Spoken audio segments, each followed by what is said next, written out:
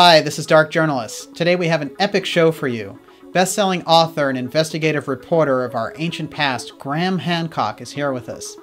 Now, Graham has just released the heavily anticipated follow-up to his worldwide bestseller, Fingerprints of the Gods, and he's called the sequel Magicians of the Gods. We'll have a unique preview of the book, which is set to be released in the US in November, and is bound to shake up our views on ancient history even more. Now, Graham is no stranger to controversy, and his establishment critics have tried to derail his deep research before, but they couldn't. Over and over again, his advanced findings have been borne out by new scientific and archaeological discoveries. His latest conclusions about an advanced civilization and antiquity being destroyed by a giant comet are set to turn the view of our ancient past on its head. Are we ready to change the accepted version of history? Here we go. Worldwide best-selling author Graham Hancock, Ancient Mysteries, Global Cataclysm, and Modern Awakenings.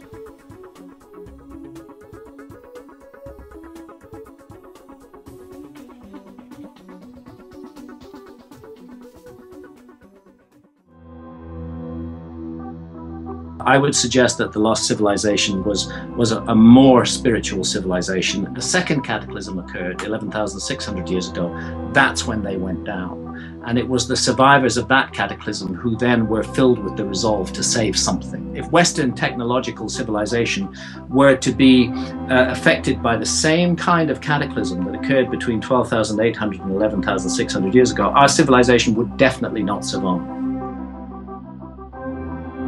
The kinetic energy packed by an object like that, the 1 mile wide comet fragment, is just awesome. It's massive and stunning. It dwarfs the entire nuclear arsenal of the world going off at once. Our civilization would fall apart at the seams. You know, no one knows the pros and cons of being ahead of their time better than today's guest, Graham Hancock. When his research unlocked the Giza Plateau as a series of astrological correlations on the ground, it opened up a whole new level of understanding that ancient structures like the Sphinx may in fact be much older. This breakthrough brought to life a worldwide search to find a new understanding of the advanced civilizations behind these ancient marvels. But Egyptology and the field of archaeology resisted it. They viewed his work as a threat to their paradigm. What were they afraid of? Let's go find out.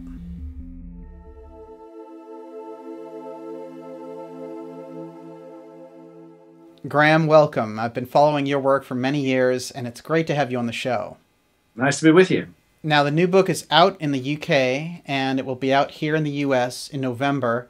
It's called Magicians of the Gods. Yeah, published in the UK on the 10th of September, and in the US on the 10th of November. So as I speak to you now, we're barely a month away from the US publication. Excellent. Well, you can really feel the momentum building around this. And I have to say, this must be the most anticipated book ever that I can think of when it comes to Ancient Mysteries, Lost Civilizations history.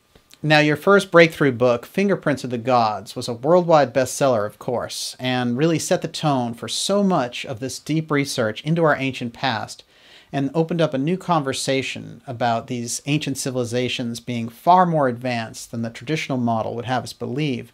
It was really your work that brought that forward. Thank you. And here we are now, 20 years after the publication of Fingerprints of the Gods. And far from doing a quick follow-up to the book, you spent a lot of time developing this and going into other areas of research. Now, what made you come back into this fascinating line of inquiry to do this important sequel, Magicians of the Gods? Well, initially I had no intention of doing any such thing. Back in 2002, I felt I'd come to the end of my work on the issue of a lost civilization. I had written Fingerprints of the Gods, thoroughly researched and written that book, then a book called The Message of the Sphinx with Robert Bauval, Heaven's Mirror, and then Underworld, published in 2002, which reported the results of nearly 7 years of underwater exploration that I did, of scuba diving all around the world, looking for sites covered by rising sea levels at the end of the Ice Age. And for two reasons. Firstly, I had been walking the walk of the lost civilization investigation for 15 years by then. And secondly, I had to deal with so much aggressive, hateful reaction from members of the academic community, particularly archaeologists and historians whose toes I had trodden upon, and their friends in the media, focused a lot of hatred and hateful energy in my direction. And you know, while one expects a certain amount of that when publishing on a controversial topic, after a while it becomes wearisome, especially when it involves dirty tricks, misrepresentation of what I've said, misrepresentation of who I am. Basically, I became the focus of an ideological struggle to discredit the whole notion that the story of our past might be different than the mainstream wants us to believe it is. And because I was the most prominent figure in the field of writing about a lost civilization, I came in for the most hard-edged and deeply unpleasant attacks. And obviously, I didn't enjoy that. Yeah. I felt that it came with the territory and I needed to engage with it and deal with it. And I did for many, many, many years. But after I'd published Underworld in 2002, I thought, okay, I am done with this story. I have presented all the evidence there is to present. And I really have nothing else to say. I hope some younger person will get into the field and pick up the baton and take the inquiry further. But I'm out of here. And I went away and started writing books on different subjects. I wrote a book called Supernatural, another non-fiction book, focusing on altered states of consciousness, visionary experiences, and their role in the evolution of modern human behavior. A very different kind of book from the Lost Civilization books. Then I wrote 3 novels, the first novel of the Entangled series and the first 2 novels of the War God series about the Spanish conquest of Mexico. While I was doing all this, and it was a delight for me not to have to get into these daily horrible arguments with academics whose territory they felt I had impinged upon, and just able to have actually some fun with my writing. While all of this was happening, new evidence started to come out. Yeah, and it's really been amazing how these new discoveries really match up well with what you were writing about starting, say, almost 20 years ago. Now, can you name a couple of these new findings that really made an impression on you? Fingerprints of the Gods proposed that there had been a global cataclysm between 13,000 years ago and 12,000 years ago. And that global cataclysm, as well as causing massive extinctions of animal species, had wiped out an advanced prehistoric civilization, a civilization the memory of which only now comes down to us in myths and traditions, that we were effectively a species with amnesia, that a crucial aspect of our past had been removed from the picture and we weren't getting the whole story, and that a global cataclysm was at the heart of this. In Fingerprints of the Gods, I wasn't able to really give a smoking gun. I investigated a number of theoretical propositions as to what that cataclysm might have been, but I didn't have a massive mainstream science behind me which supported the notion of a global cataclysm between 13,000 and 12,000 years ago. So the first thing that caught my eye were publications in the academic press, in major scientific journals like the Proceedings of the National Academy of Sciences or the Journal of Geology, for example, where a group of scientists, an international group of highly credentialed mainstream scientists, mainly concentrating on geophysics, were beginning to present and make the case that the Earth had been hit by several fragments of a giant comet 12,800 years ago, exactly in the window that I'd proposed in Fingerprints of the Gods. And initially, there was a lot of argument around this new proposition in science, and a lot of scientists rejected it and said the evidence didn't stand up.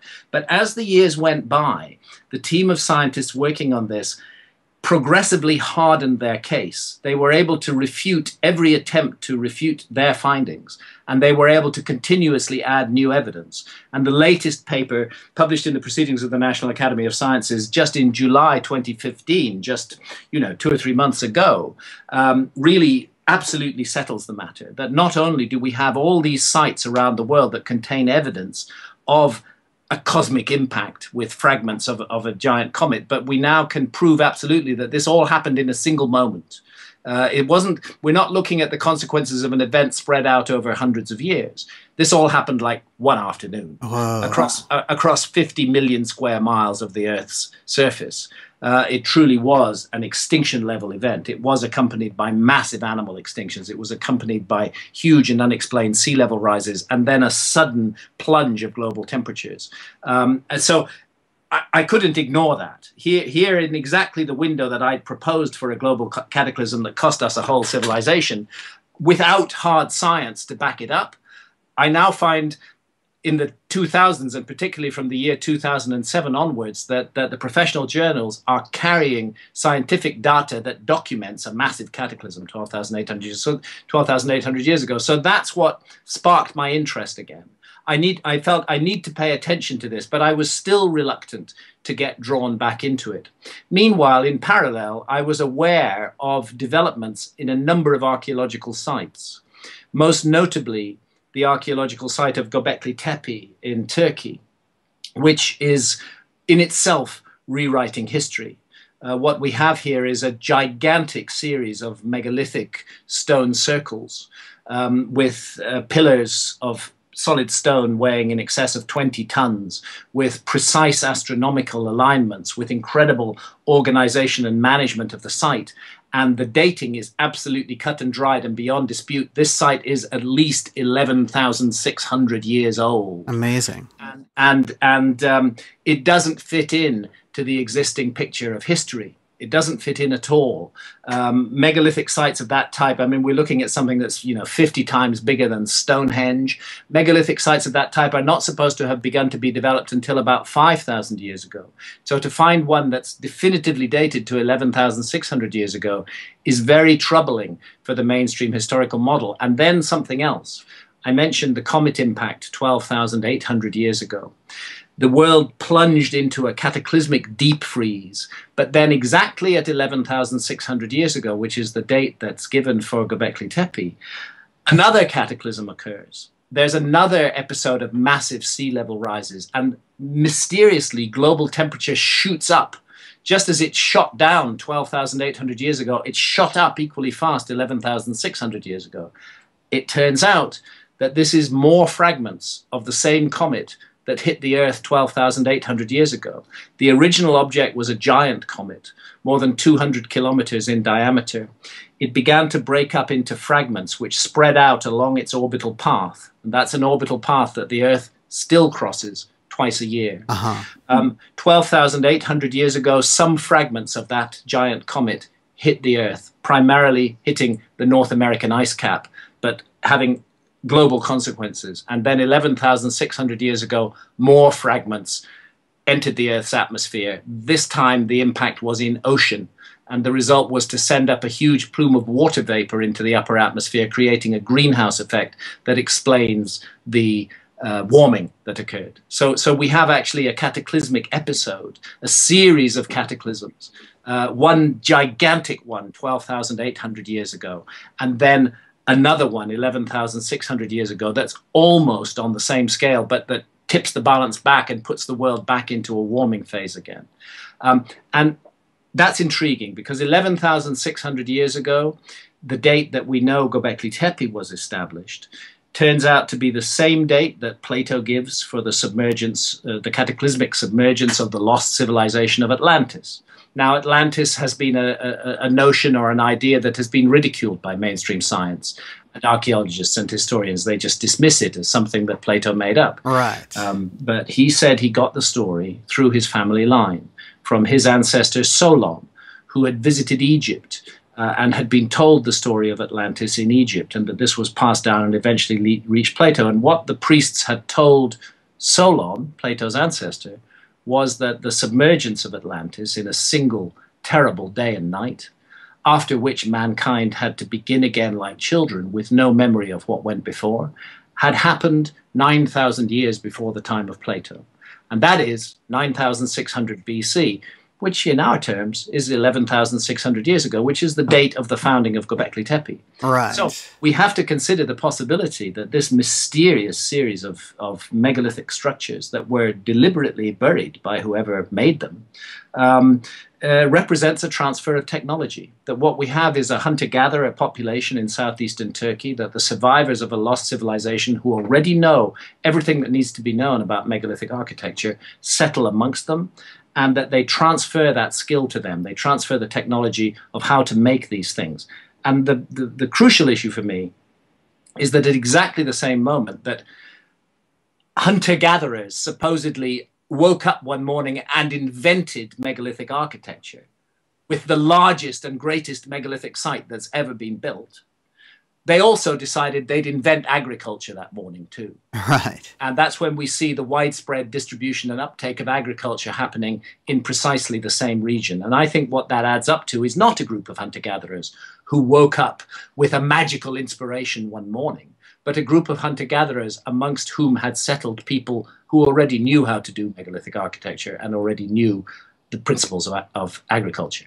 Fascinating. So the new evidence was so profound that you were feeling, this is what I was looking for. I need to go back in here and really dive in deeply. When I'm confronted by places like Göbekli Tepe, when I'm confronted by an extinction level event that is absolutely documented by mainstream science, and when I'm confronted by the fact that there are other sites all around the world, like Gunung Padang in Indonesia, which may be more than 20,000 years old, I got to the point where I felt I can't stay out of this anymore. Yeah. I'm going to get myself back into more unpleasant and personal insults from archaeologists and their friends in the media, but I've lived this story for so many years. I can't ignore these new developments. And so what I need to do is a new book that brings all the new developments together into one place and assesses their weight and to what they really amount to. And that's why I've written Magicians of the Gods.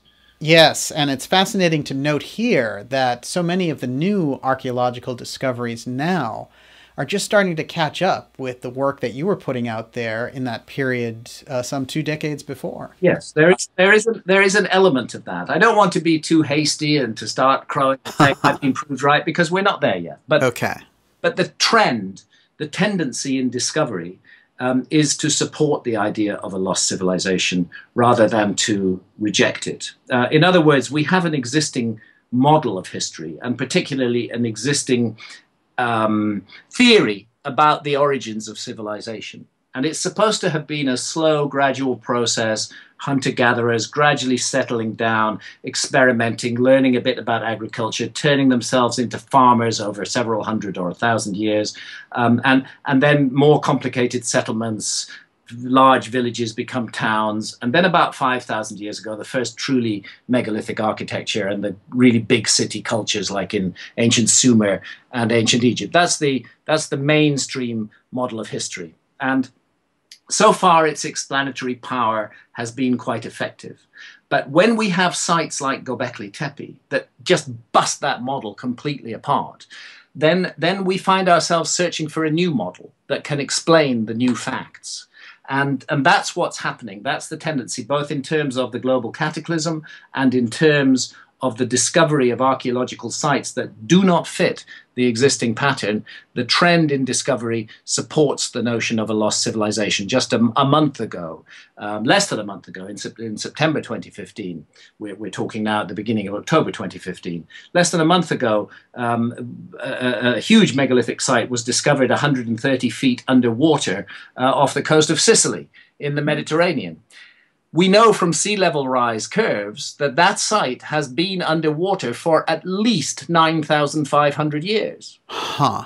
Nobody could have worked on it at any time or touched it in the last 9,500 years. How long it was standing there before the sea level rose and covered it, that at the moment we can only guess. But it's another site that isn't explained by the old model of history, but is explained by a new model that takes into consideration the possibility that we have lost a whole civilization from the human story, and that we are gradually pulling the pieces back together again, and the truth about our past is very slowly beginning to emerge in the teeth of opposition from those professionals who regard themselves as the sole arbiters and keepers of our past. Yeah, absolutely. And, I remember when Fingerprints of the Gods first came out, and there was all that controversy around the redating of the Sphinx to a much older period. Yes. And the critical opposing line was, well, if there was this advanced civilization in Egypt before, then show me a potsherd. That was Mark Lehner, then of the Chicago Oriental Institute, Right. probably the leading American Egyptologist. So that was his big argument. See, my colleagues, John Anthony West and Professor Robert Schoch from Boston University, Robert Schoch is a geologist, Yes. took a new look at the Sphinx. The original notion came from John Anthony West, and he brought Robert Schoch over to Giza as a geologist. Take a look at the geology of the Sphinx. And looking at it purely as a geologist, the conclusion Robert Schoch came to is that the Sphinx was exposed at some period in its lifetime. It was exposed to a very long episode of extremely heavy rainfall. I mean, like 1,000 years of extremely heavy rainfall.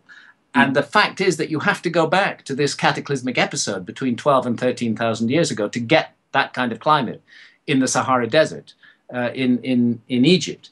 But Egyptologists at the time said Schoch must be wrong. Schoch and West must be wrong. There's no way that the Sphinx can be 12,000 years old. What's not often realized is that Egyptologists have no evidence for when the Sphinx was made at all. There's no textual evidence, no inscriptions, nothing that record its construction.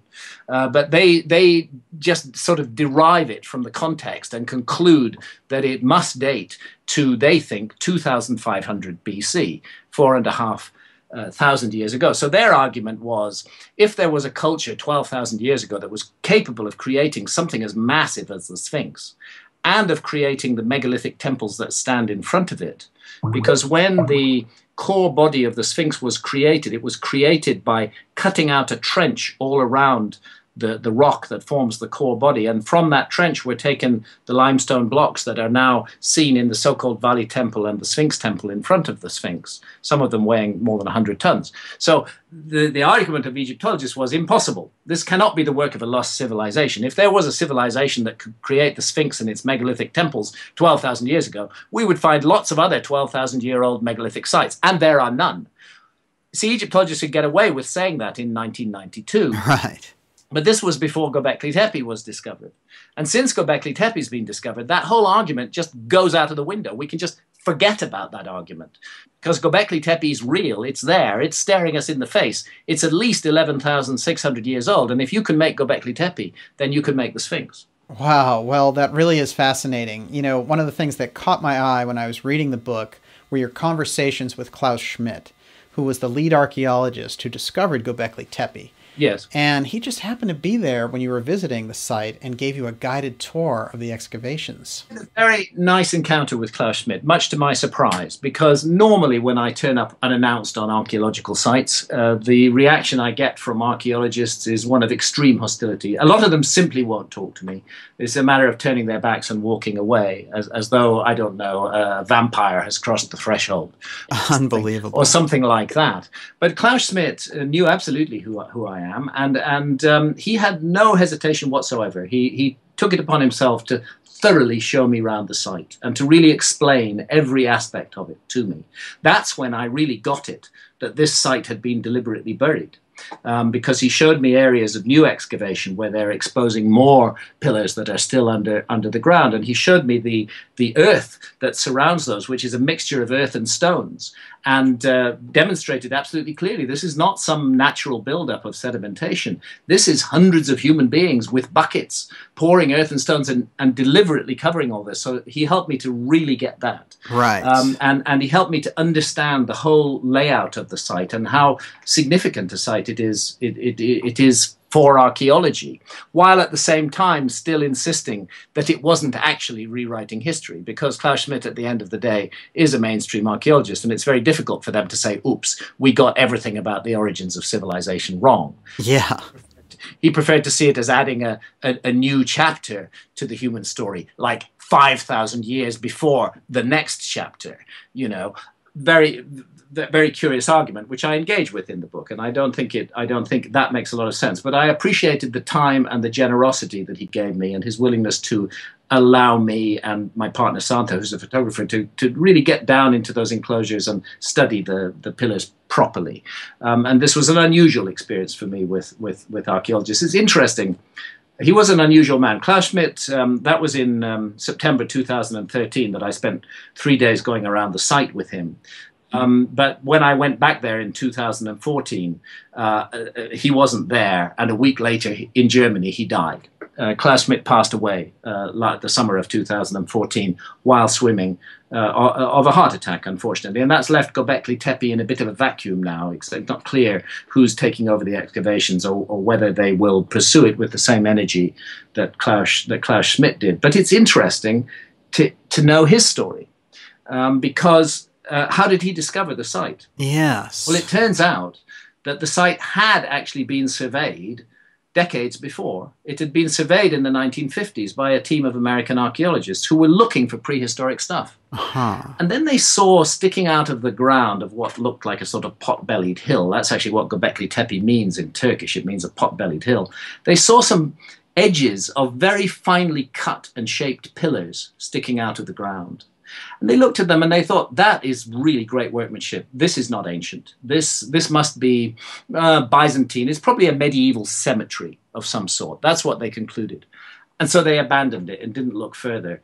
And it was Klaus Schmidt who picked up their report, 40 years later in the 90s and read it. And he was just puzzled by it because there were all kinds of flints on the ground as well. And then there were these beautifully cut stones. And he thought, I think we need to have a proper look at that. And when he went back in and had a proper look, he exposed the world's oldest monumental archaeological site. Really amazing. And what I find so intriguing about all that is he had this opportunity to show you and have you survey the whole site just before he died. It's as if this window opened up just long enough where he could help you bring his discovery to this whole different and deeper level. It's a curious thing. It's a curious thing. I'm very grateful to him for giving me that opportunity, and I conducted a very lengthy and detailed series of recorded interviews with him, which I still refer back to. They were very, very useful. Now, one thing he discovered that really goes along with a lot of your research when looking at these ancient monuments, oddly enough, is that the older versions of the monuments are the more perfect, even at Göbekli Tepe. That's right. This was something that was perplexing and frustrating Klaus Schmidt at the time, because he still was buying into the old model of a slow, gradual evolution. And it puzzled him that Göbekli Tepe existed as a site for a little bit over 1,000 years. And then it was deliberately buried. So you can see the whole 1,000-year story of Göbekli Tepe. And the puzzling thing is that the oldest stuff is the best. The oldest stuff is the most technically accomplished. The best reliefs are done then. The most perfect cutting and polishing of the stone is done then. And it just becomes a little cruder as the years go by, and it begins to devolve, not evolve. And by the time they bury the site, they're no longer capable of doing work on the scale that they did at the beginning.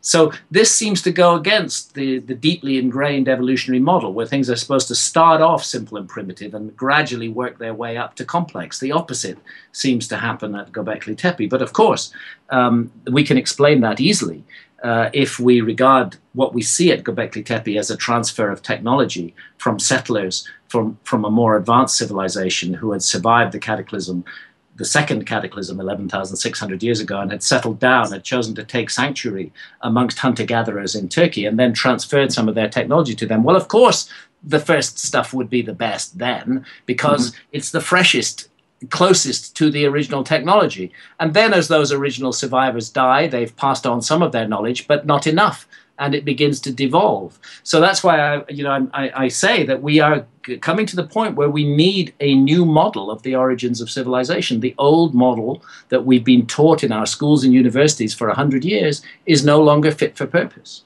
Right. And you do include in the book that really insightful quote from John Anthony West. On the Model T Ford. Yes, exactly. Exactly. that you know, you expect to see an evolutionary progress, and when you don't see it, you have to consider the possibility that you're dealing with, as John put it, a legacy, not a development. John, of course, was applying that to the mysterious emergence of ancient Egyptian civilization, but it applies equally well to what we're confronted by in Göbekli Tepe. Now, when you were there at Göbekli Tepe, there were a number of things you noticed that seemed to you to be astronomical symbols. Yes. So how did you feel when you were looking at these monuments? You know, I've seen the series of photos in the book, and they are compelling. But how did they strike you when you were right there looking at them in person? It struck me first and foremost as a place that speaks to us in symbolic language. It's not dumb. It's not just like stone. There's an energy to it. There's a power about it. Something very, very strong comes through there. I don't want to get all mystical here, but there's a sense that the stones have almost been impregnated with power, and that power is not over yet. That it's still projecting out. That even though deliberately buried for 10,000 years, untouched by human beings for more than 10,000 years, when exposed, that power comes back on. And just like the Great Pyramid, Göbekli Tepe is now a site that's drawing people towards it from all parts of the world. I have to say, I've just said some very positive things about Klaus Schmidt and the German Archaeological Institute, but I have to also express something not positive that I feel, and that is that it is most unfortunate that the German Archaeological Institute last year decided to cover Göbekli Tepe with an absolutely hideous wooden roof, which is in the worst taste possible to imagine, which cuts Göbekli Tepe off from the universe and from its immediate surroundings and turns it into some sort of hideous shed. And the roof is very badly constructed. They discovered that it would blow away in high winds, so they then built platforms that hang down from the roof, which are loaded up with tons and tons of stones. So actually, it's like entering a rubbish tip, and seeing the site now is extremely disappointing. And in some moments, I wonder if this is a deliberate action to neutralize the power of Göbekli Tepe in some way. I hope it's not that. I hope it's just thick-headed individuals who have no sensitivity for the beauty of a place. There's plenty of those in the world, goodness knows. But I really don't like what they've done to Göbekli Tepe. I hope that roof's only temporary, and that we're going to, if they are going to keep it covered, that we'll see a proper structure put over the top that doesn't interfere with the profound experience of viewing this oldest architectural work of mankind. Oldest surviving, I should add.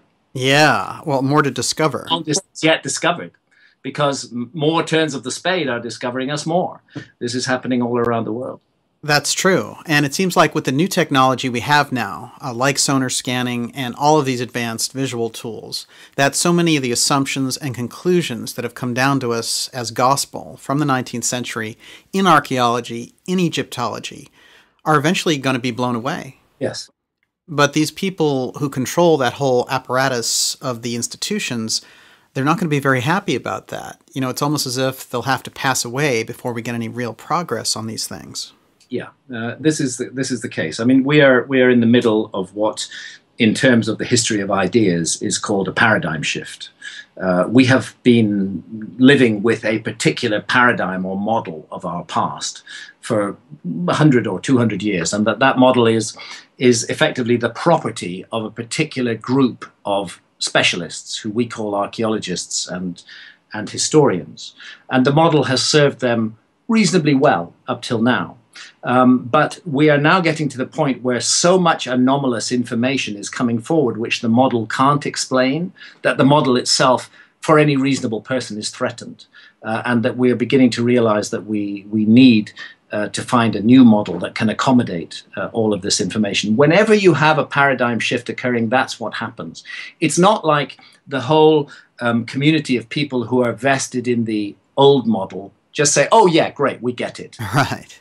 Welcome the new. No, they fight it tooth and nail. It has been true of almost all major scientific paradigm shifts, that the ideas are fought tooth and nail, and it takes a kind of revolution in ideas before the new model can be accepted. And what's key to that is new evidence.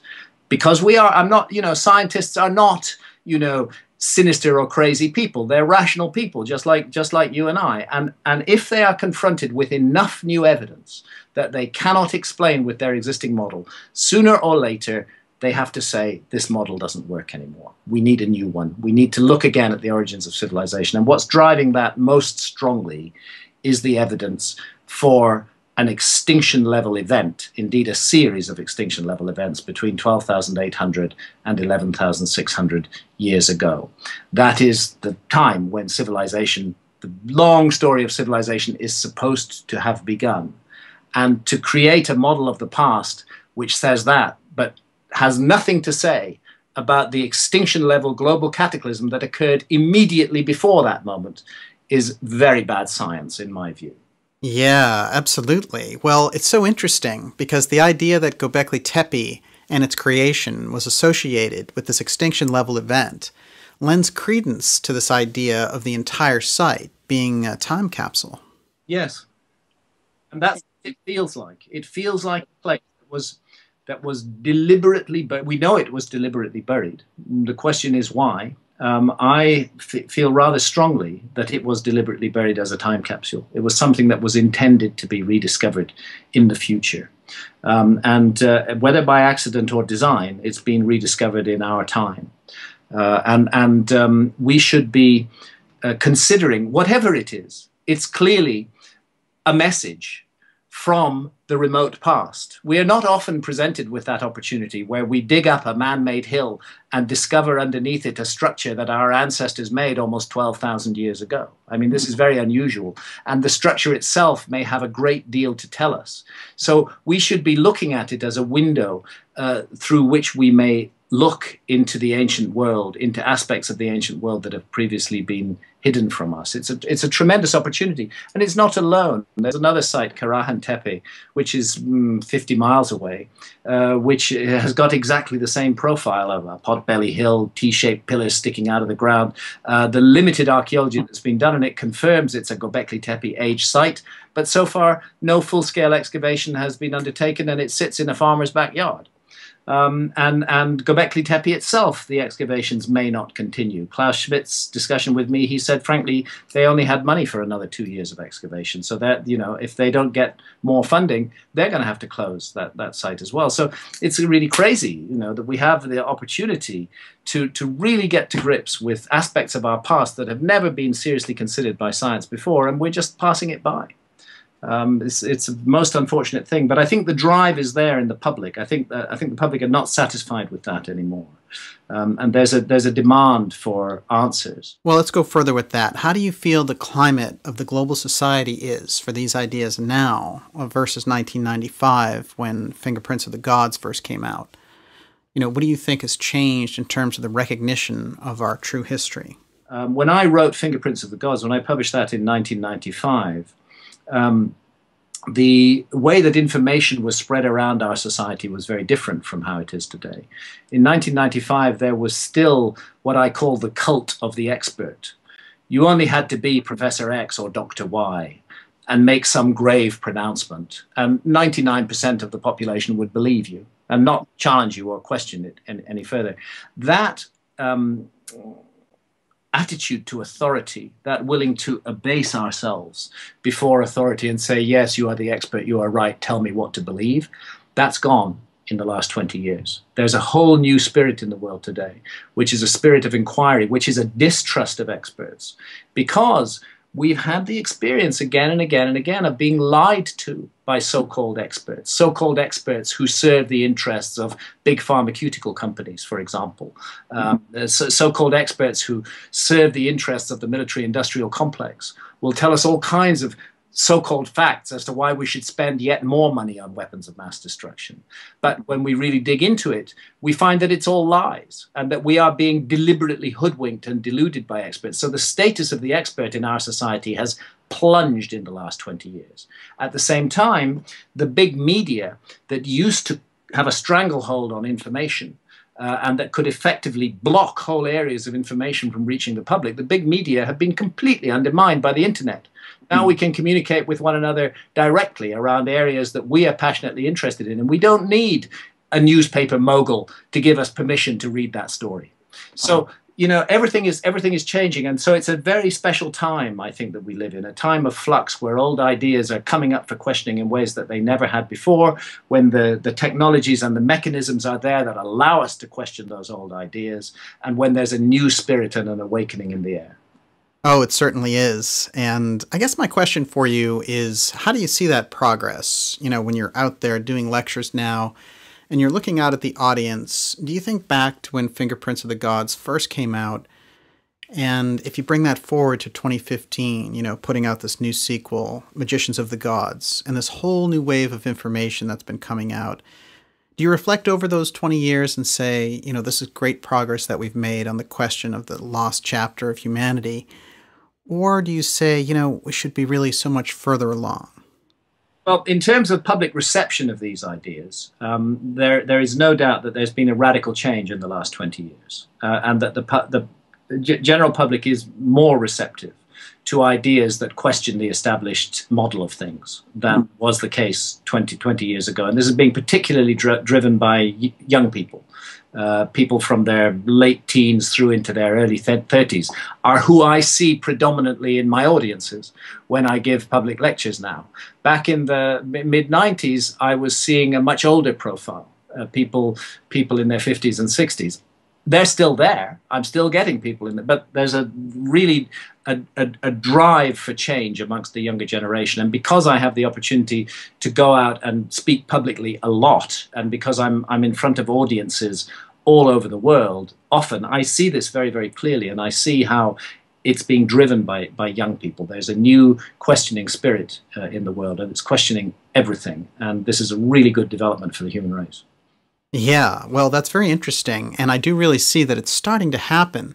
I guess what I also see, though, is a kind of counterattack, where certain forces are trying to dilute the impact of these breakthroughs by throwing all kinds of stories and disinformation out there. So it becomes even more difficult to separate out fact from fiction.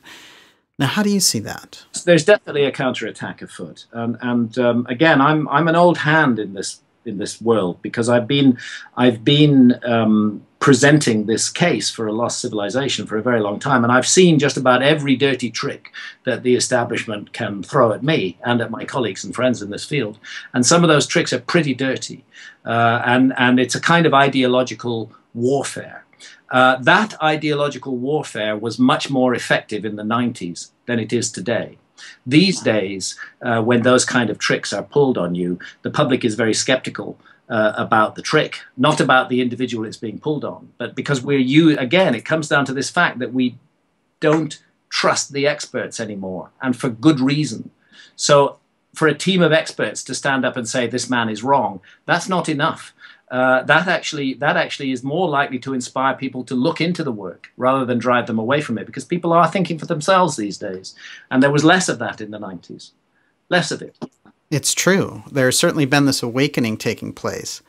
And I think you've really faced down so much of that criticism coming at you from the system, and that your ideas have really penetrated through somehow. And so let's go deeper into your work here on this lost culture. Now, you've been looking for them. You even put together this documentary called Quest for a Lost Civilization. And that's an excellent documentary where you travel the world. You know, what an adventure. And I really recommend that to anyone who's interested in this research. It was a great adventure to tell that story. Oh, yeah, I can imagine. So this lost civilization, can you give us an idea here of what you think they were about? Now, if they were placing this Göbekli Tepe site as a kind of time capsule, who were they? And, you know, you've written about them being depicted as these 7 sages in ancient stories. Who were these wisdom teachers of mankind from this lost civilization that you investigate in Magicians of the Gods? Sure. I think we're dealing with a civilization that's very different from our own. But nevertheless, it had certain advanced technological accomplishments that can be identified quite clearly. Our civilization is one that has gone very far down the road of mechanical advantage. That's what we do well. We make amazing machines, and they get more amazing every year. The level of technology in the 21st century is almost magical. in some ways. But I would suggest that in pursuing that route and leaning very heavily on the machines we make, we've allowed faculties within the human mind to go fallow and to lapse. And I would suggest, and this is based on mythological material and traditional material as much as anything else, I would suggest that the lost civilization was one in what we would call, in which what we would call psychic powers were much more highly developed than they are in our society. We dismiss and ridicule such powers today, and we put all our trust in machinery. But it may be that huge areas of potential in our brains are simply not being tapped by our society, and they've gone to sleep. I would suggest that the lost civilization was a more spiritual civilization, and a civilization that harnessed the faculties of the power of the human mind. So we get accounts of gigantic blocks of stone being levitated into the air, or softened, or melted. Some kind of mysterious technology is involved that we don't fully understand, but there's much to suggest that the human mind is connected to that in a very direct way. So I think a different civilization, but nevertheless with technological accomplishments. That's so interesting. Well, it sounds like a kind of spiritual technology is what they possessed. And you did mention their incredible ability to move these massive megalithic stones. What other evidence do you think we have that is a remnant of these mysterious ancestors? What I've gone into more in earlier books than in the present one is the fascinating issue of ancient maps, which show the world as it looked during the last ice age. We have a very good idea what the world looked like during the last ice age, when sea level was 400 feet lower. Right. There are modern reconstructions of what the world looked like during the last ice age, so it's eerie to find those precise landforms appearing on very ancient maps. Now, when I say a very ancient map, let me be clear. These are often maps that are drawn in the 15th or 16th centuries of our era, but they are drawn based on older source maps. For example, the Piri-Reis map, which the creator of that map, a Turkish admiral in 1513, actually tells us in his own handwriting on the map that it was based on 100 source maps, which were all falling apart. And he compiled the information in them and put them into this map. And that turns out to be the case in all of these anomalous maps, that they're based on lost older source maps. And we may then wonder how many times were they copied and recopied down the ages, and how far back does this go? When we look at the maps, they show us accurately the world as it looked during the last ice age. More to the point, they show us the world, a sphere, a globe. They show us it accurately. They incorporate accurate longitudes.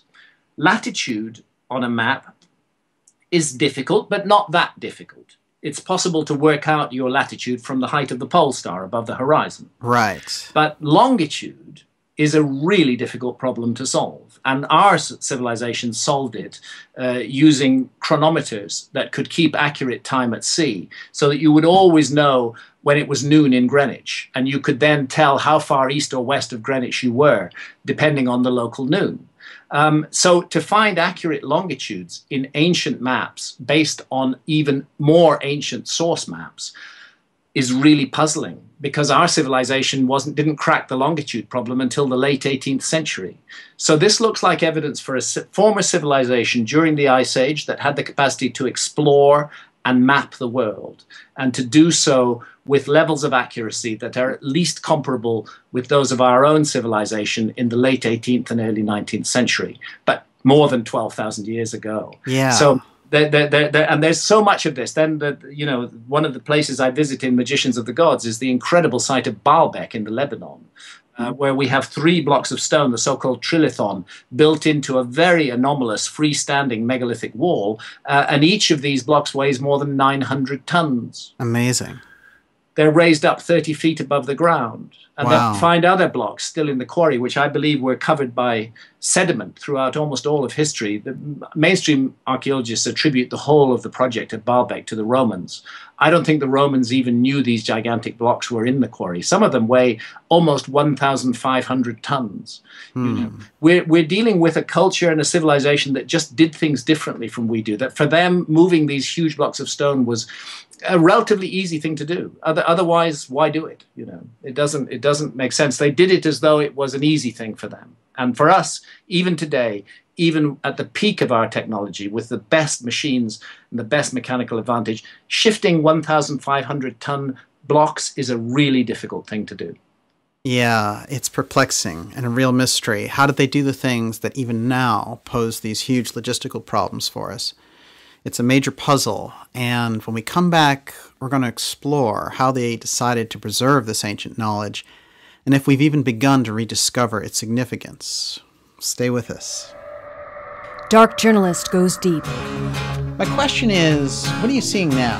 What are the conditions like on the ground in real America? The top guests you want to hear, like investigative reporter Linda Moulton Howe. Audiences are getting it. They are bypassing the government's suppression. Financial expert Catherine Austin Fitz. So there's a lot going on underneath the ground and a lot going on, you know, in the skies. And whatever it is, it's very expensive. Scholar Joseph P. Farrell. If you don't consider the black budget, if you don't consider this hidden system of finance, then you're missing over half of the financial picture. Historian Richard Dolan. I hope listeners realize that this is not a run-of-the-mill interview that I did. Dark Journalist goes deep. The most crucial topics: the breakaway civilization, black budget and covert warfare, hidden information, secret finance, UFOs, the alien reality, the best interviews, the real story. Visit darkjournalist.com. Sign up for our free newsletter to stay updated on the latest shows. Support Dark Journalist by visiting our Contribute page. Help us deliver cutting-edge truth to you. Join us on Facebook and Twitter. Dark Journalist. The truth is never easy. You know, we need dark journalists, so just keep doing what you're doing.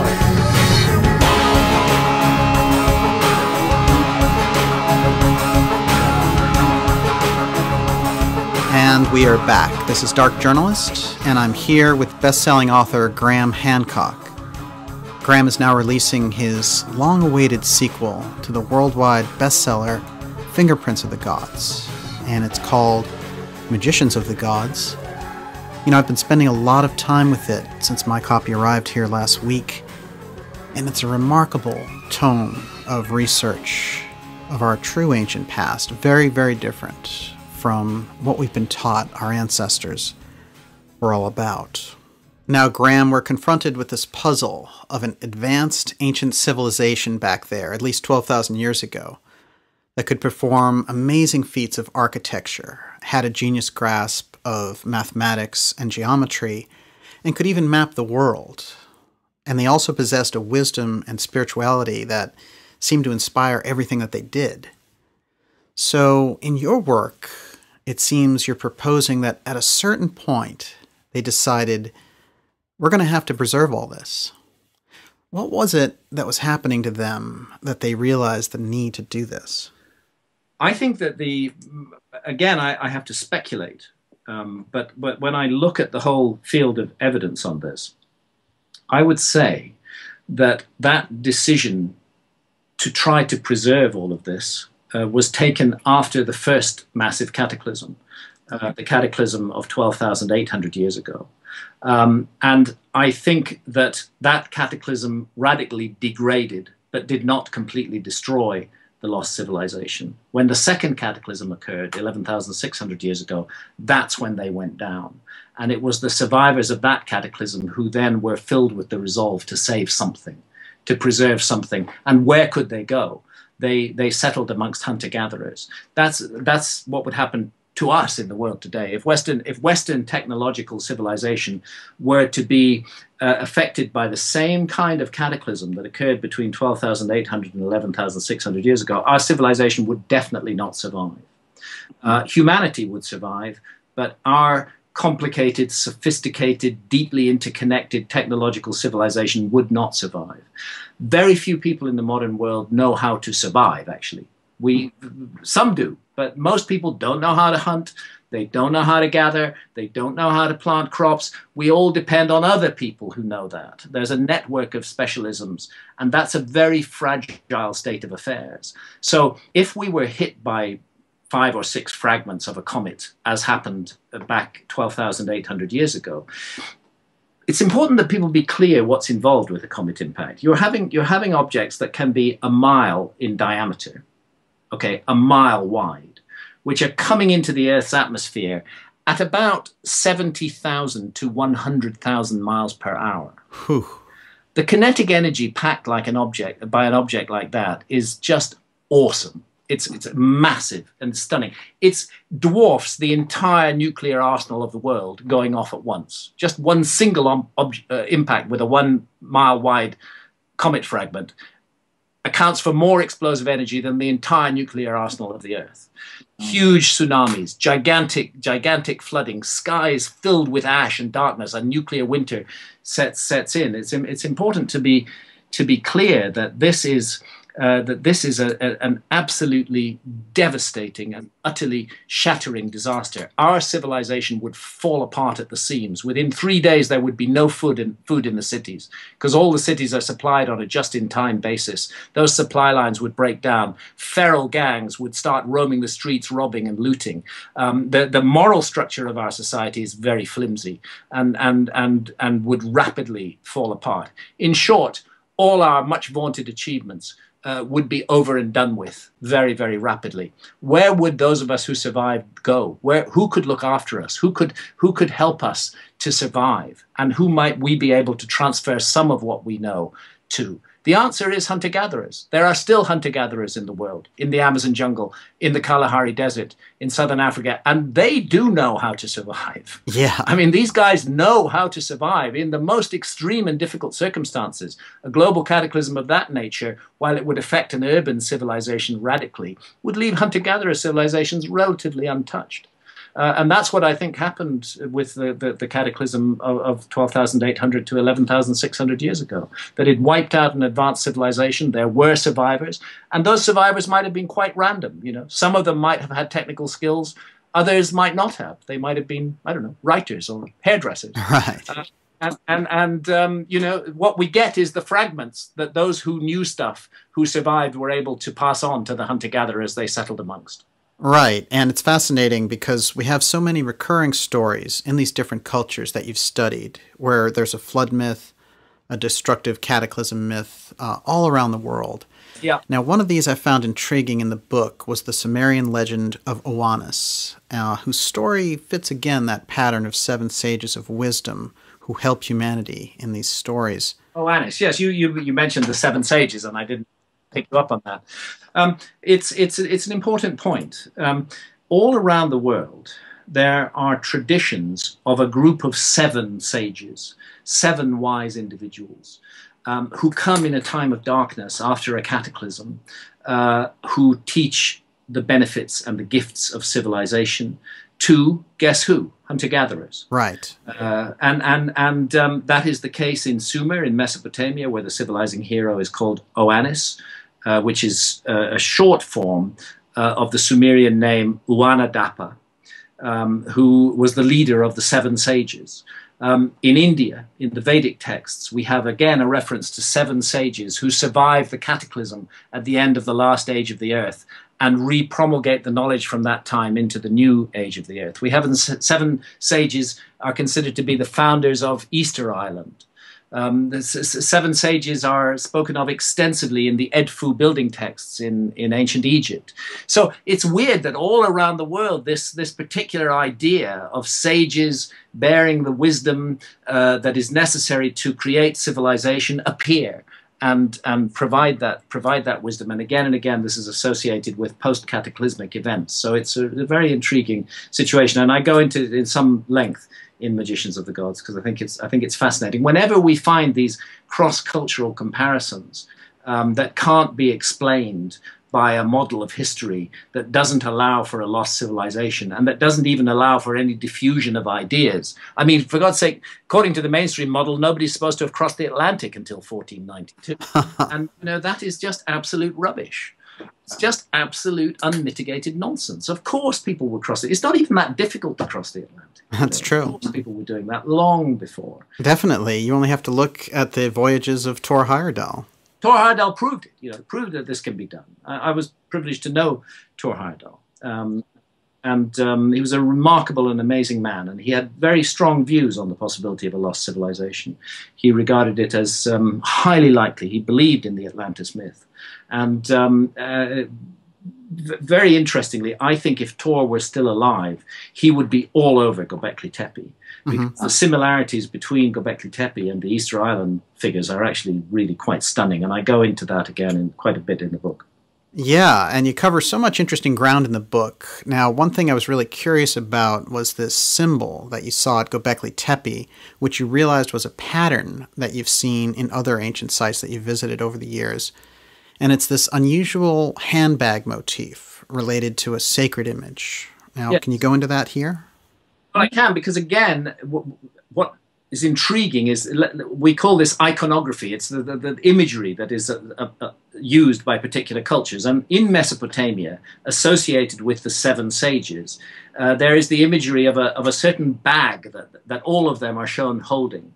And they're all shown holding it in a very specific way so that the fingers are visible and the handle of the bag comes through the fingers. They're all shown in exactly the same way. So it's really puzzling to cross the Atlantic Ocean, to go to Mexico, and to find the oldest representation of the figure called the feathered serpent, Quetzalcoatl in Mexico, holding exactly the same bag, in exactly the same way.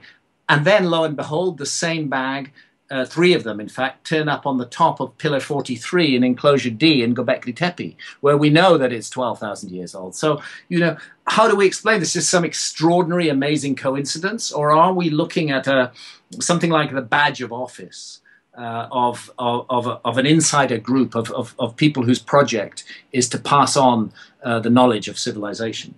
Yeah. I think the latter, obviously. I think this is like that mysterious man bag, as I call it, filled the function of a sort of Masonic handshake. If you had one of those, you were a member of the team. Something like that. Absolutely. That's powerful symbolism. And when you pointed it out, in fact, in the book, I realized I've seen it many times before. It's very common and it's all around the world. Something else I found fascinating was how you tracked the biblical story of the flood to the Sumerian tale of the flood. And we can see it's the original source text. But beyond that, you examine the writings of this ancient Babylonian historian, Berossus, and there are some remarkable things in there. Yeah, Berossus was a Babylonian priest in the late phase of Mesopotamian culture, and he took it upon himself to set down in writing many of the very ancient traditions that go back to the origins of civilization in Mesopotamia. And it's from him that we owe most of what we know about the seven sages and Oannes too, although by no means only him, because it's there in the cuneiform texts from much earlier time, which he himself was simply drawing on. Fascinating to read the works of Berossus. And to see the role that Cataclysm plays within them, and to see the role of the bringer of civilization within them. And he actually describes meeting Oannes. When he does, Oannes seems to be inside a kind of fish costume.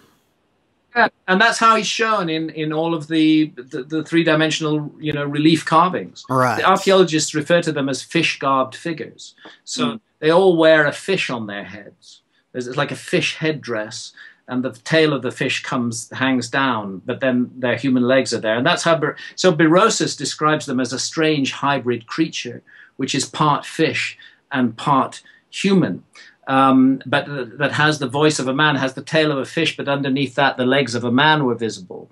What it sounds like to me is people wearing some kind of costume, some kind of badge of office or mark of their brotherhood, if you like. That this was how they dressed, and what it symbolizes is their ability to survive the waters of ocean. That ocean which would drown and submerge and destroy others, that they survive it and they emerge from the ocean, bringing the knowledge of civilization with them. And so their reference to fishes, their association with fishes is quite symbolic in that sense. And the other thing to remember is that they are associated with the Sumerian wisdom god Enki. And Enki is the god of the Absu, of the freshwater abyss, and therefore fishes are also appropriate symbolic creatures there. And it's interesting that he is the god of wisdom and of magic. The reason I call the book Magicians of the Gods is because again and again, that's how these kind of figures are referred to. They are the magicians of the gods. Oh, that's really intriguing. Now, when you've looked at these various ancient sites, you know, so many trips, so many excavations, and of course, all of your journeys into consciousness around this sacred architecture, you talk about the Great Return, and that maybe these structures are, in a sense, a warning to humanity that says, at a certain point in the future, when you're able to decipher these messages, you'll be facing the same type of disaster again. Yeah, I go into that possibility. It's been picked up and taken out of context by the British press, who, you know, claim that the book is all about predicting the return of this comet that hit the Earth 12,800 years ago. Actually, it's a very small part of the book. I don't want to entertain or project or manifest ideas of gloom and doom and disaster. I think what we need to project out into the universe is love and warmth and strength. However, it's important that we act responsibly towards this beautiful planet that the universe has given us and the incredible opportunity to be born in a human body and live a human life. We have a responsibility to preserve and protect this amazing home of life that we call the Earth. We now know for sure that our planet has been radically affected by cosmic impacts, by asteroids or comets coming in from outer space many times. We know that it happened 65 million years ago when the dinosaurs were made extinct. You and I would not be here having this conversation if a 10-kilometer wide cosmic object had not hit the Gulf of Mexico 65 million years ago, because the dinosaurs ruled the world and mammals would never have got their place in the sun.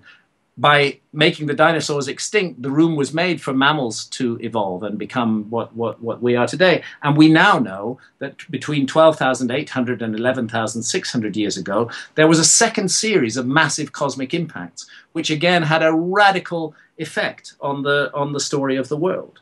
You know, a very massive and radical effect. Now, the science that I report in Magicians of the Gods concerning the comet impact is very much drawn from the work of geophysicists, from scientists who study the Earth. But there's a whole other group of scientists who've been studying the sky. They're astronomers, and they can include figures like Victor Klube and Bill Napier and the late Sir Fred Hoyle, Chandra Wickram Singh. Quite a number of astronomers are very interested in a particular bit of the heavens, and that's called the Taurid meteor stream. It's called the Taurid meteor stream because it appears to radiate out of the constellation of Taurus, the bull. That is an optical illusion. Of course, it's not coming from the constellation of Taurus, but it's coming from the bit of the sky where we see the constellation of Taurus. And therefore, it's called the Taurid meteor stream. The Earth passes through it twice a year. Each passage takes 12 days because the Taurid meteor stream is 30 million miles wide. And we travel 2.5 million miles every day on our orbit around the sun. It takes 12 days to pass through the meteor stream. We pass through it in June, end of June, beginning of July, and we pass through it again at the end of October and the beginning of November. In June and July, we don't see meteors. We don't see shooting stars. As we pass, the stream is full of dust and debris, but we don't see the shooting stars because they're coming in from the sunlit side of the Earth. But in October, November, we do see them, and many people refer to them as the Halloween fireworks. There's a massive meteor shower, happens every year at the end of October and the beginning of November, and that is our second passage in the year through the Taurid meteor stream. The astronomers who've been studying the Taurid meteor stream are convinced that it is the remnant, the debris stream of a fragmented giant comet. Lo and behold, the same fragmented giant comet that bits of hit the Earth 12,800 years ago and then 11,600 years ago. Their point is that large fragments of the original comet are still in orbit in the Taurid meteor stream. They have not fallen to Earth. You know, we've brushed through the edges of the stream, but in that stream is at least one object they calculate with a diameter of more than 30 kilometers, 20 miles wide. And many other large, there are some objects are already fully known, like Comet Olgiato, Comet Rudnicki, and Comet Encke. These are all fragments of that original giant comet. The point of the astronomers is that there is danger in the Taurid meteor stream. It has impacted life on Earth very dramatically within very recent past, within the last 12,800 years. In fact, the most recent Taurid object to cause a near cataclysmic event on Earth was in the 20th century. It was in 1908 in Tunguska in Siberia. That was a bit from the Taurid meteor stream. It came down on the 30th of June at the peak of the Beta Taurids. It devastated an area of 200,000 square miles and flattened 80 million trees. Thank goodness it came down in an uninhabited area of Siberia, because if it had come down on a major city, then the loss of life would have been in the millions. And that is the most recent bit of the Taurid meteor stream to hit the Earth. The point of the astronomers is there's a real danger, and they calculate within the next 20 or 30 years, that we cross that section of the Taurid meteor stream that contains these large, lumpy, heavy objects, which are really dangerous. And they believe we should be doing something about it. So fundamentally, when I report this information, first of all, I'm reporting the work of astronomers. This is not some prophecy by Graham Hancock, as it's been portrayed to be. I'm not in the prophecy business. And secondly, I'm not saying the end of the world is nigh. I'm saying we have the time, we have the opportunity, and crucially, we have the technology to divert dangerous objects. They don't have to hit the Earth. As a matter of fact, we should be paying much more attention to the cosmic environment in which this majestic and magical planet circulates, because it contains objects that are very dangerous to life on Earth. And rather than spending trillions of dollars every year on building up our armies and our weapons of mass destruction and creating a climate of hatred and fear and suspicion, we should be uniting as a human race to clear our cosmic environment of objects that can end human civilization in a single terrible day and night. Wow. Well, it's so important to be aware of something like that. And the idea of a disaster occurring in a day and night has echoes of Plato's Atlantis story in it. So I'm glad you included that in the book, actually. And it's interesting to me that the British press wanted to have a field day portraying you as a sensationalist predicting a disaster. You know, it occurs to me it's probably because they were annoyed that Magicians of the Gods is already a bestseller in England. Yeah. They're very annoyed because they are really sort of stuck like glue to the mainstream archaeologists and to the established model of history. So anybody who challenges the establishment in any way in Britain can expect a rough ride. Fortunately, Americans are a bit more independent spirited than that. Right. What we have in America and increasingly in Britain is a very active podcast community who are not, you know, under the control of the big powers, who are thinking freely and putting information out freely. So the times, they are indeed a-changing. That's very true. And I think in this surge of new independent media, there's a real opportunity for the expansion of ideas to happen. And certainly that's what we're about here. Now, Graham, I wanted to take you back to an unusual set of information and predictions by the American psychic Edgar Cayce. In one of his trance readings on Atlantis, he foresaw the opening of the Hall of Records in Egypt that would contain the history of Atlantis. Now, I know the Hall of Records was something of an interest for you, and what I'd like to know is, how do you see Cayce's vision now? Edgar Cayce was best known for his healing abilities. He would put himself into a trance state and diagnose the ailments of his patients and offer remedies which were very effective. He was fundamentally renowned as a healer. We're looking the 1920s to the 1940s here. But in his trances, he would frequently speak of past lives, both of the past lives of his patients and his own past life. And these took him back to Atlantis, and he talked about the destruction of Atlantis and how there had been survivors and how they went around the world creating not actually one but 3 halls of records. Another one of them is supposed to be close to Mexico, somewhere in the Bahamas area. Not one but 3 halls of records, one in Egypt. And that these were buried away and that they contained all the knowledge of the high civilization of Atlantis at its peak before it was brought down by the global cataclysm. Right there, because the notion appears to emanate from a psychic, mainstream science just writes it off completely and doesn't want to hear about it. Actually, I think psychic powers are yet another area we should be exploring. I don't think we should just dismiss it all as woo-woo and mumbo-jumbo. There's a lot to indicate that there's something real here.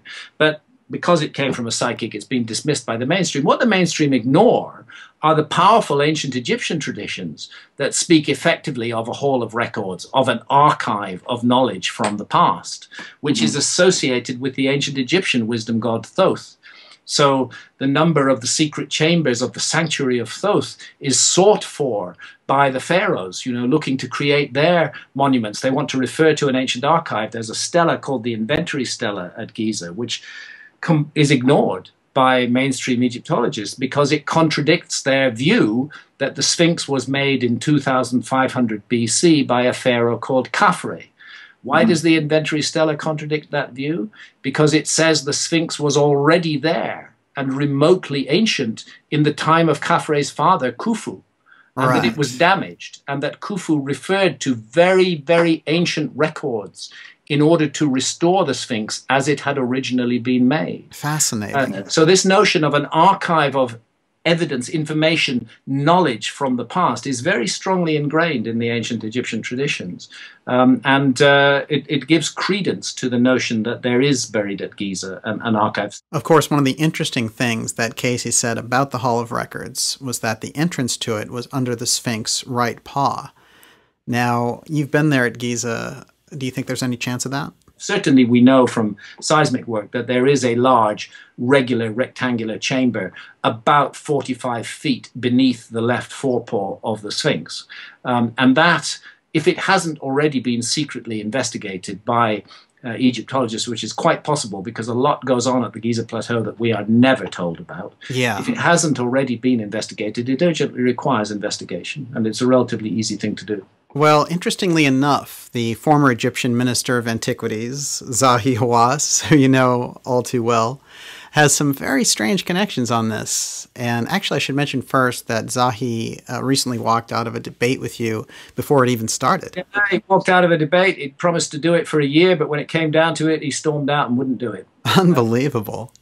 Fortunately, at the moment of his storming out, there was one member of the audience who'd arrived early who filmed the temper tantrum. Yes, so we yes. had it on record. Otherwise, nobody would have believed me. Absolutely. Well, you handled it very well, and that's what counts. The unusual thing about Zahi, of course, is that very often in his own investigations, he's been sponsored by the ARE, yes, which is the Edgar Cayce Foundation, which shows that he's intimately aware of the Cayce material. He's fully aware of that material, and he's had a connection with the Edgar Cayce organization that goes right back to the late 1960s and early 1970s. I mean, it's very, very deep. It's not something that he talks about a lot, but he still gives lectures at the Edgar Cayce Foundation. So it's an odd combination of somebody who presents himself as an absolutely mainstream archaeologist who would never buy into any mysterious view of the past, and yet there is this deep connection with the Edgar Cayce Foundation.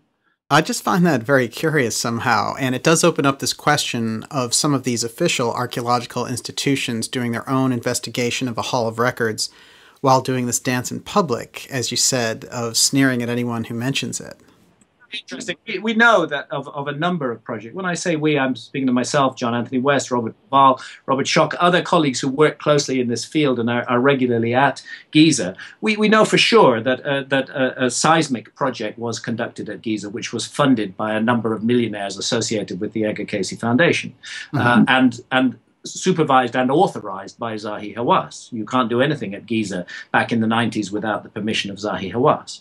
And that's when this happened. So they were surveying the whole plateau with seismic instruments to detect hidden cavities under the ground. And the results of that survey have never been fully shared with the public. That is just so unusual. And of course, in his readings, Cayce does say that this is the time frame for when the Hall of Records will be uncovered. Yes, absolutely, and round about now, that's the suggestion in our time. So one can't help wondering, pure speculation, if there's a bit of a fulfillment of prophecy according to a pre-established schedule being underway at Giza. It does feel right. And when the first major news came out about Göbekli Tepe, I'll tell you, my mind flashed immediately to the Hall of Records, and I thought, maybe that's next. Yeah. Graham, when we come back, I'm going to ask you about some personal consciousness experiences you've had and the attempt by the TED organization to ban your lecture called The War on Consciousness. Final round coming up here with the always insightful Graham Hancock. Stay with us. Go deeper with Dark Journalist. Subscribe now and you'll have access to the complete audio archives to download or stream at your convenience. Receive advanced updates and discounts on Dark Journalist events. Enjoy exclusive subscriber-only content. Go deeper with Dark Journalist. Visit darkjournalist.com and subscribe now for a special autumn discount available for just $39 for 1 full year. Dark Journalist. The truth is never easy. And we are back. This is Dark Journalist with the great Graham Hancock, the best-selling author of Fingerprints of the Gods, who's just released his new book, Magicians of the Gods, which you could say is the sequel to that original bestseller. And I can tell you it's a very powerful piece of work. Now, Graham, I'd like to flash back here to your recent book, Supernatural, where you do some powerful studies on consciousness and psychedelic plants in relation to ancient cultures. And at the end of the book, you go out to some ancient standing stones and take a mushroom trip, basically, and the book ends. So I wanted to ask you here, what happened? I've never had a really massive breakthrough to a parallel dimension with psilocybin. I have with dimethyltryptamine, DMT, smoked. I have with ayahuasca. But psilocybin, I've never quite got there yet. Okay. The psychedelics that I most like working with are ayahuasca, where the active ingredient is DMT, or DMT in pure form. But I'm going to do more work with psilocybin in the future, and I'm just going to keep on upping the dose until I get to the same place. Because molecularly, psilocybin and DMT are very closely related substances. You could almost regard psilocybin as an orally active form of DMT. So it was a good place to end my story. Yeah, I went to Avery, an ancient stone circle in the vicinity of where I live, and I ate a whole bunch of psilocybe. Then psilocybe semilanceata, the mushrooms that we call liberty caps, and I had a great time. But I didn't find myself in a seamlessly convincing parallel world, which I often do with ayahuasca and DMT. Well, it is intriguing. Your investigations around these altered states of consciousness seem to bring you closer to the state of mind of the ancient shamans of wisdom, whose work you've studied so closely for so many years. Would you say that's correct? I would say that's fairly correct, and especially when we take into account that we cannot understand any ancient civilization without considering the ways in which they embraced altered states of consciousness. This is another thing. Just as the possibility of a lost civilization is not being factored in by historians and archaeologists, the other thing they're not factoring in at the moment is the role of visionary plants in the evolution and development of human society. And that role, I believe, has been absolutely massive. And we are cutting ourselves off from that tradition at our peril in the modern world. It's a very important connection for humanity. It's a connection that needs to be handled with respect. These are sacred plants. These are not, for recreation, in my view. I mean, everybody's free to make their own decision, but I think it's a mistake to use psychedelics for recreational purposes.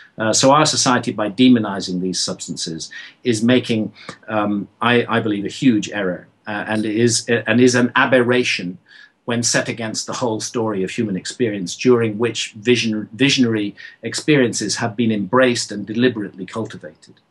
Now, Graham, you did a now famous talk on this subject for TEDx. The talk was yanked as too controversial by the TED organization, and it became quite the poster child for censorship.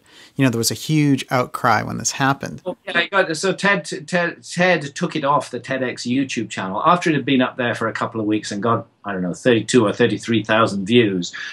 They suddenly took it down, and they took down the talk of another presenter at the same conference, Rupert Sheldrake. He and I had both presented talks, very different talks, but they had something in common, which was a particular attitude to the mystery of consciousness. both of us regard consciousness as likely a non-local phenomenon, not confined to the human brain, but the brain should be regarded more as a transceiver of consciousness than as a generator of consciousness. And this seemed to fly in the face of a scientific dogma that turned out to be at the heart of TED. A lot of people thought that TED was all about promoting, free and radical ideas, but actually it's not, because it's thoroughly founded in a particular branch of science, a particular faction within science, which is called materialist reductionism, where everything must be reduced to a material substrate, where consciousness is understood to be simply an accidental byproduct of brain activity with no significance whatsoever. We were challenging that in our talks, and that's why our talks were taken down by TED. It resulted in a massive public relations disaster for TED. It was a huge mistake, because the internet community rallied round. I got about 3 hours warning that my talk was going to be taken down, and Rupert's talk was going to be taken down. And I put out an appeal on my author Facebook page at that time. Could anybody who knows how to do this download the talk now while it's still, because I didn't know how to download it. Yeah. While it's out there on YouTube, download it and re-upload it. And you have my absolute agreement to do that. I'll be very happy for anybody to upload it. And lots of people did. That video became one of the most viral videos on YouTube. Hugely viral. And then there came this whole debate with TED, really. The whole argument. I ended up in long conversations with Chris Anderson, who runs TED, on the phone. And it was clear they'd got themselves into a horrible corner. First of all, they had made all these claims as to why they'd taken our talks down. And when we examined the claims and asked them to substantiate the points they'd made, they were unable to substantiate any of them. Not a single claim, not a single justification for removing our talks could be substantiated by TED. So we settled on the following compromise, that they would keep permanently on their website a record of their objections to our talks, which would then be crossed out, and underneath would be published our rebuttals. And the original talks would be there on the website, in what Rupert Sheldrake calls the naughty corner of the TED website. Right. That's a great way to put it. And there they are to this day. And it's a shameful episode for TED. They publicly had to back down, admit that all of their objections to the talks were utterly baseless, that whoever had raised those objections hadn't actually even watched the talks. And to publish in full our refutations. And then the net result, they had hoped by suppressing the video that very few people would see it. In fact, by suppressing it, millions of people have seen it, not have seen it before. So, I'm grateful to TED for their repressive and dominating behavior, because well, they gave you your biggest video. They did. Right. It's amazing, though, because it shows that these organizations are not ready for true freedom of consciousness, regardless of what they say. So you talk about that and forget it. You're guilty of thought crime. That's right. They're not ready to discuss that. And this is a very simple point, which I've made again and again, which concerns the basic notion of freedom in our society. We in the West regard ourselves as the champions of individual freedom. And yet we live in societies that will send an adult to prison for taking the decision to use ancient visionary plants to explore his or her own consciousness. And as I've said many times, if I am not sovereign over my own consciousness, then I'm not sovereign in any way. There's just no way that freedom has any meaning if I live in a society that won't allow me to take decisions about my own body and my own consciousness, the most intimate, the most personal, the most sapient, the most sacred part of myself. The state has the keys and can actually send me to prison for exploring that area of my consciousness. And I've again and again made the point that if under the influence of psychedelics we cause harm or get in the faces of others, we already have many laws that govern disruptive behavior. We don't need new laws that patrol our consciousness. It's a fundamental human right. This is, and psychedelics are not for children. Let me make that absolutely clear. Psychedelics are a very serious matter, but right now, the distribution of psychedelics in our society has been handed over to the worst human beings on the planet, to criminal gangs who are distributing all manner of illegal drugs and making huge fortunes out of it. The answer, of course, is to make all drugs legal. And to put the criminal gangs out of business and to put out of business the huge armed bureaucracies that the state has created to enforce the war on drugs, who have a right to break into our homes and ruin our lives. We need to end that negative period of human experience that is called the war on drugs, and then we will be much better able to protect our children from the very real dangers that some of these drugs contain. We'll be much better able to protect them if the drugs are legal than if they remain illegal. It's a profoundly irrational solution that we have at the moment. It's driven by ideology, not by facts. Well, Graham, you've been able to articulate the whole point of freedom of consciousness from a variety of angles, and I think your work really shows that. Now, my final question for you today is, it's been quite a journey since you were a political journalist to getting involved in a search for the Ark of the Covenant, and then creating this whole genre of ancient mysteries with a worldwide bestseller, TV appearances, lectures, documentaries. How do you feel now about that leap into the unknown you took over 2 decades ago? It's been a long journey, but it's a fascinating journey. And I regard myself as very lucky to have had the opportunity to live that journey. And yes, it's been painful and difficult at times, but there have also been so many joys and so much awe and wonder that I wouldn't want it to be any other way. Well, we're all grateful that you took the plunge and brought the world so much hidden information about our ancient past. The new book is Magicians of the Gods, and this is an amazing book. And I'd say what we're seeing is that the science and the archaeology and the discoveries that are happening are finally catching up with your work. I think so. I think that's what's happening. So what you're holding there is the British edition? Yes, the British one. Published on the 10th of September 2015. The US edition has a different cover, but the content is identical. The US edition actually features Göbekli Tepe on the cover. Right. But the content of the book is identical, and it's published on the 10th of November 2015 in hardback across the United States. Now, if anyone wants more information on your work, where should they go? If anybody wants more information on me, it's grahamhancock.com, www.grahamhancock.com, and the link to my author Facebook page is there, and the link to my Twitter page is there, and I'm very active across the social networks. Oh yeah, there's always great stuff there. And if someone wants to buy the book, you just recommend Amazon. That's the easiest thing to do. It can be pre-ordered now. Again, if you go to the Magicians of the Gods page on my website, there's a lot of links there that lead you to Amazon or to Barnes & Noble or to wherever you want to pick it up. Graham, thank you so much for being on the show. What a pleasure. And for all of your work. It's a great inspiration. And I wish you well on Magicians of the Gods. I have a feeling it's going to be your most successful one yet. All right. Terrific to talk to you. We'll be in touch. Have a great night over there. Yeah, you too. Keep well. Okay, bye-bye. Bye.